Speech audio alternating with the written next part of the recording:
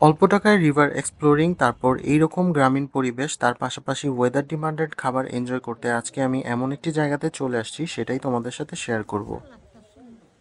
So জার্নিটা শুরু ঢাকার সোয়ারীঘাট থেকে, যেখানে এন্ট্রি ফি মাত্র 5 টাকা, আর মাত্র 25 টাকা দিয়ে আমরা মিনি লঞ্চ দিয়ে চলে যাব খোলামোড়া ঘাট। আর এইখান থেকে প্রতি 30 মিনিট পর পর লঞ্চ ছেড়ে যায় খোলামোড়া ঘাটের উদ্দেশ্যে, যেখানে যেতেও সময় লাগে প্রায় 30 মিনিটের মতোই। আর এই 30 মিনিটে পাওয়া যাবে মনোমুগ্ধকর ভিউ। লাকিলি সেদিন ওয়েদারটাও ছিল মনের মতো মেঘলা, আর হালকা শীতল বাতাসের পাশাপাশি বৃষ্টি আসবে এমন একটা ভাইবস হয়েছিল। এমন ওয়েদার কার না ভালো লাগে। বৃষ্টির সিজনের কারণে নদীর পানিও অনেকটা বেড়ে গিয়েছে, আর আমি লঞ্চে বসে অসাধারণ একটা সময় এনজয় করলাম। অ্যান্ড ফাইনালি চলে আসলাম খোলামোড়া ঘাট। এখন এখান থেকেই 70 টাকা দিয়ে অটোতে করে চলে যাব রামেরকান্দা গোয়ালখালীতে। আর এখান থেকেই আমাদের সেকেন্ড পার্ট স্টার্ট। যাওয়ার পথে এমন গ্রামীণ পরিবেশ, উঁচু নিচু আঁকাবাঁকা রাস্তা, দুই পাশে খোলা সবজির ক্ষেত, একদম মনে হবে ঢাকা থেকে দূরে কোথাও চলে আসছি। আর হ্যাঁ, আমারও ঠিক তাই মনে হয়েছে। ভাইরে ভাই, এমন সুন্দর জায়গা না গেলে বুঝাই যাবে না।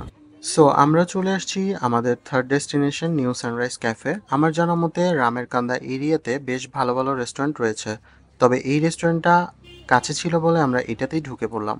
এর কারণ আমরা বাসা থেকে বের হতে লেট করেছিলাম, সন্ধ্যা হয়ে আসছিল, তাই এখানে আসা। তবে এইদিকের পরিবেশটাও বেশ সুন্দর ছিল, ছোট ছোট টেন্টের মতো বানানো, যেখানে ফুড সার্ভ করা হয়। রেস্টুরেন্টের environment full of greenery. So late না করে ওদের ফুড মেনু চেক করলাম। সবাই সুন্দর ওয়েদারের কারণে ক্ষুদার ভাতের প্লেটার অর্ডার করলাম। প্রাইস ছিল মাত্র 70 টাকা পার প্লেট। আমি নিয়েছিলাম চিকেন চাপ, যেটার প্রাইস 180 টাকা। বাট ওদের সার্ভিস খুব একটা ভালো ছিল না, মানে এত বড় রেস্টুরেন্টে মাত্র একজন অর্ডার নিতেছে। প্রায় কয়েকবার কল করার পর তারা খাবারের অর্ডার নিয়ে গেল। রেস্টুরেন্টটা একটু ভিতরে বলে হয়তো এমন হতে পারে। সো খাবার অর্ডার করে পুরো রেস্টুরেন্ট ঘুরে দেখলাম।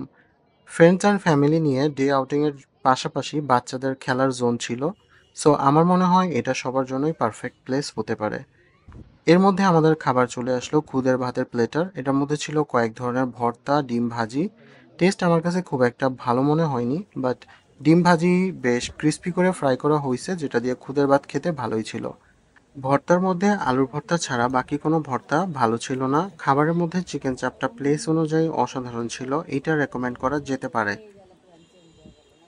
খেতে খেতে সন্ধ্যা হয়ে গেল, শেষে কিছু টাইম স্পেন্ড করলাম, আর এই হলো রাতের ভিউ। সো ভিডিওটি ভালো লাগলে hit the like button. See you on the next video.